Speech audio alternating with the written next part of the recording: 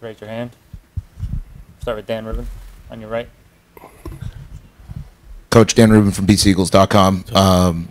That fourth quarter, being able to get the spark.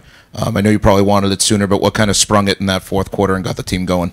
Yeah, these guys fought hard. They we have a tough football team. They never quit. That's what BC's all about. Give a lot of credit to Nebraska. They controlled the game, obviously. They did a really good job of controlling the game. But in the end, we had a shot there. Couldn't stop them on the 4-minute drive there at the end.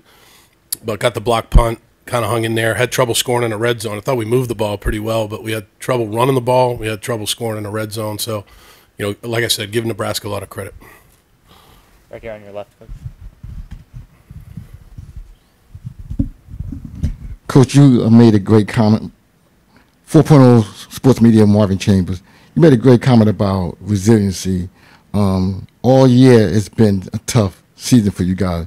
Tell me something you learned about your team that you didn't learn before this game. Yeah, I learned there were a lot of guys that played today that hadn't played that much, and I really I respected the effort that they played with. You had guys like Kevin Klein and Eric Storty, Ryan Micko, Dwayne Alec had to go to center. I just thought then there were guys on defense, obviously, that played a lot. Ashton McShane, played a lot today. Cam Martinez played a lot. I thought those guys fought, man. I got a lot of respect for this football team. I think we have a bright future at Boston College. Today didn't go the way we wanted it to go. But, really, today could have got really ugly. It really could have, because Nebraska, they did a good job. But our guys hung in there. They fought, and, I have nothing but good things. Very proud of our effort today. Kevin? Coach, Kevin Stone, New England Football Journal. You mentioned Dwayne having to go in for Drew. How much did that change the offense, if at all? And just what did you think about Dwayne's performance? It didn't change it at all. We run the same plays. We struggled to run the ball. Overall, Nebraska's front, very big, very physical, and we just struggled to run the football. We did throw the ball pretty well. I thought we were productive, but we couldn't score. So that's a problem, because you have to score to win. And but Dwayne did a good job. Dwayne's a very tough guy. He's a BC graduate. He's in graduate school. He's what BC's all about. He stood up to the challenge, went in there, and he played tough. Mike on the left. Coach Mike Galtieri, Lights Camera Sports. In your words, sum it up. How did BC fall down 20-2? A couple points.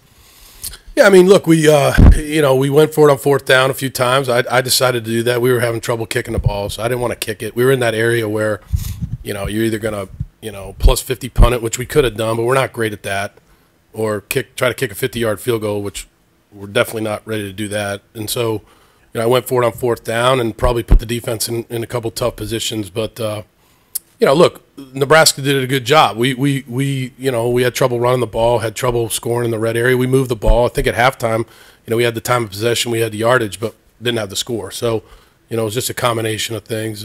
But we'll be back. BC will be back. Over on the right. Hey, Bill. Dennis Gorman with Newsday. You mentioned going for it a few times. For those of us who haven't seen you, are you traditionally this aggressive on fourth downs? Yes. Yep. Matt Hutchinson, left.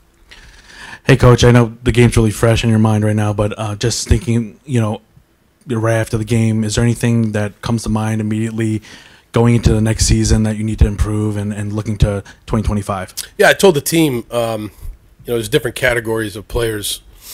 There's the guys that played their last game, which, I have all the respect in the world for those guys. They went through a lot at BC.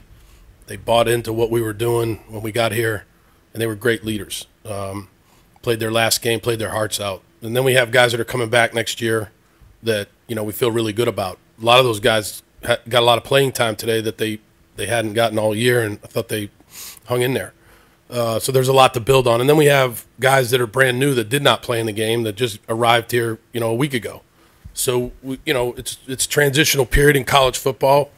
It's not good to lose. Like, we'll never accept losing at BC, but I thought that, we showed up and played very hard today, and I was very proud of that.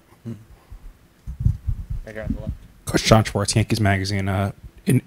besides it's for just a game, what are the positives that you take from the whole week and the experience here with the team? Yeah, I mean, the bowl was awesome. The Pinstripe Bowl did a great job. I mean, it was, I've been to a lot of bowls. Been to the Sugar Bowl, been to the Cotton Bowl, been to 2 Gator Bowls. I've been to a lot of bowls. I've been coaching a long time. And the Pinstripe Bowl, without a shadow of a doubt, is one of the best bowls.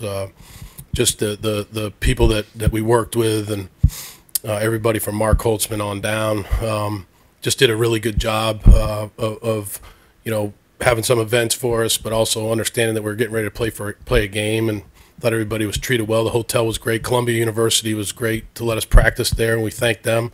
So it was a really good experience for our whole program. Sarab Gokar on the Heights.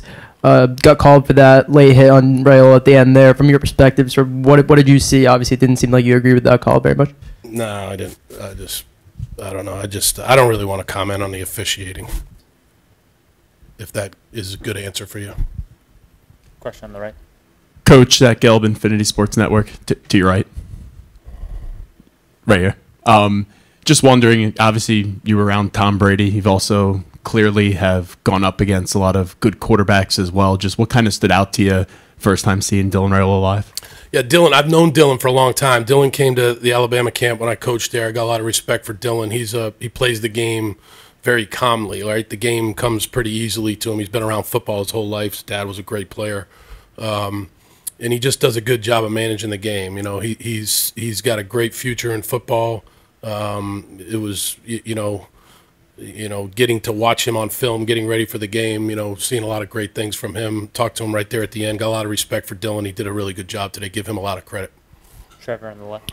Trevor Hess with the Globe. The blocked extra point and the blocked punt, just what those do for you guys momentum-wise? Yeah, it was good. I mean, the block extra point put us on the board because it was a struggle, right? Gave us 2 points, which, for a while looked like that's all it was going to be. But and then the block punt was huge. Matt Turn did a good job, Nick McGriff, and they asked me, do you want to go after it? I said, hell yeah, I want to go after it. And so we went after it, and we got it, and that was a great job by those guys. We had practiced that all week and got us, kind of got us back in the game, and then just couldn't hold them on that 4-minute drive. So, but just a little too late. But our guys, played hard, like I said. Kim on the right. Hey, Coach. Kim Rankin, Boston College Eagles on SI. Obviously not the ending to your first season at Boston College like you wanted, but your first season is officially in the books. What was this year like just overall for you? Yeah, I mean, look, like I said before, we got hired in February. We tried to get in there and meet with all the guys one-on-one. We tried to hire a staff as fast as we could. I thought we did a lot of good things. Not enough. There's a lot more that we can do. We can do a lot better. There's, a lot of things we can improve on, both on and off the field. We'll work hard to do that. But look, it's not great to go out on the losing end in the last game of the season. But I do think there's a bright future. I really enjoy the job, and I think there's a lot of good players in that locker room coming back for 2025. So I'm looking forward to take a couple weeks off. They'll be back January 13th to start school, and we'll get going on 2025. Back to Dan. Coach Dan Rubin from BCEagles.com. I just want to follow up on something that you mentioned about the guys who played their last game as a first-year coach in the program. How did they help with your adjustment coming in late and then just the whole summer through the season, knowing that they're going to graduate and maybe not reap the benefits 2025 and beyond, but what did they mean to building that foundation? Yeah, there's no doubt that they laid the foundation, right? The foundation of discipline and toughness. And, most players, they just want to be coached. They want to be led. These guys were very coachable. They whether it was the winter workouts, new way of doing things in the weight room, spring practice, definitely new way of doing things. Training camp or summer, training was very good. Training camp was good, and a lot of that was because of those guys. The captains did a great job, and we had some adversity we dealt with during the year, and the captains were always steady, good leaders, tough guys. Joe Marinaro, Donovan Ezaraku, Ozzie Trapillo, Drew Kendall, Cam Arnold. They just did a really good job, and so you just can't say enough about those guys right there that played their last game. I have a ton of respect for them. Rob. Coach, both today and the lead up to this game, you've described this game sort of as a preview of the 2025 season. From that perspective, how do you assess what you saw today? Yeah, look, there's a lot to improve on, right? I mean, we lost, but there's a lot of things to build on. You know, I was very pleased with how some of those guys played. You know, you look on offense and you see, you know, like I already mentioned, the offensive lineman that played. But then you got, you know, obviously Jordan McDonald will be back, and you got Turbo Richard will be back, and you know Lewis Bond will be back, and Reed Harris will be back. You know, and Jeremiah Franklin will be back. You go on defense and you look at you know a lot of those guys. You know, Bam Crouch. I thought he played a really good game. You know, Bryce Steele. You know, the DBs, the three safeties: KP Price, Carter Davis, Omar Thornton, Ashton McShane, Max Tucker. There's a lot of guys coming back, and we're adding to those guys with some of the new guys that'll be here, whether it's the freshman class or a couple of guys from the portal. So, and then the D-line, you know, a lot of those guys are coming back. Hugh Hutchins, you know, Owen Stoudemire, George Rooks, Ced McConnell, Quan Williams got injured there at the end, but, you know, very tough player. So I'm very encouraged with the guys that are coming back. Looking forward to working with them. What's up? Thanks, Coach. Thank you, guys.